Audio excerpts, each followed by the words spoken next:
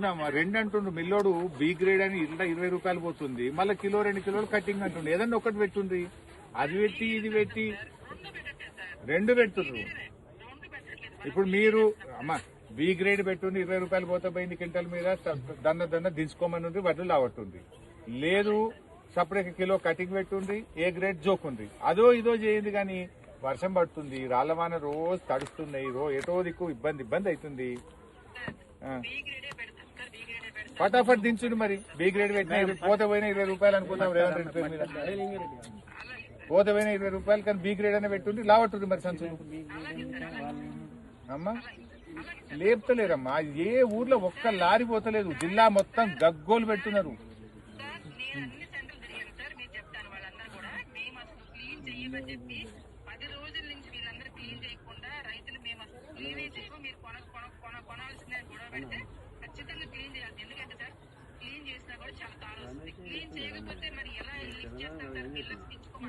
అమ్మా ఇప్పుడు మీరు అనవసరంగా ఏ ఊరు, ఇప్పుడు రాముని పట్ల ఊరు ఉంది, ఆ ఊర్లో 2 రైస్ మిల్లు ఉన్నాయి. ఆ ఊరు వడ్లు ఆ ఊరు రైస్ మిల్లు కొట్టక తీసుకుపోయి దుబ్బాకల 50 కిలోమీటర్ల దూరంలో దించమంటుండ్రు.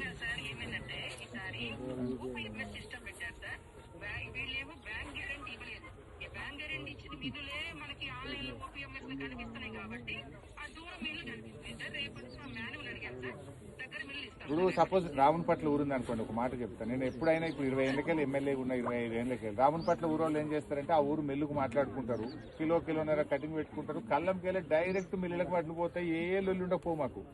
ఇప్పుడు మీరు తీసుకుపోయి దుబ్బాకలు పెడితే వాడు దించుకోక వీళ్ళాగం మేమాగం.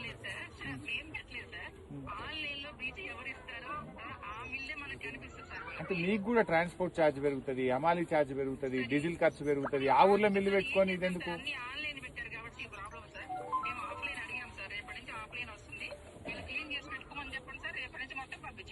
ఎందుకంటే అమ్మా ఏ లైన్ పెట్టినా రైతులకు ఉపయోగపడాలి, ప్రభుత్వానికి ఉపయోగపడాలి. ఈ ఆన్లైన్ రైతులకు పనికిరాదు, నా ప్రభుత్వానికి పనికిరాదు. ఏం లైన్ అమ్మా ఇది?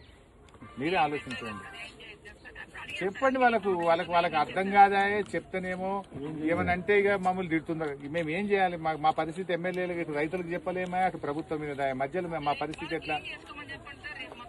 క్లీనింగ్ కూడా అమ్మా చాలా ఊర్లలో ప్యాడీ క్లీనర్లు పనిచేస్తలేవు, ప్యాడీ క్లీనర్లు లేవు. ఆ ఉన్న ప్యాడీ క్లీనర్లు కూడా జాలీలన్నీ పోయినాయి. మరి ఇప్పుడు ఒక ఊర్లో 100 కుప్పలు ఉంటే ఒక ప్యాడీ క్లీనర్ ఇస్తే కొట్టుకుంటున్నారు. ఒక ప్యాడీ క్లీనర్ తో 100 కుప్పలు ఎప్పుడు సాఫ్ కావాలి? 4 ప్యాడీ క్లీనర్లు ఇయ్యండి, ఆ జాలీలు మార్పియండి, టార్పలిన్ కవర్లు ఇయ్యండి. అమ్మ చిన్న ఊరు ఉంటది, పెద్ద ఊరు ఉంటది.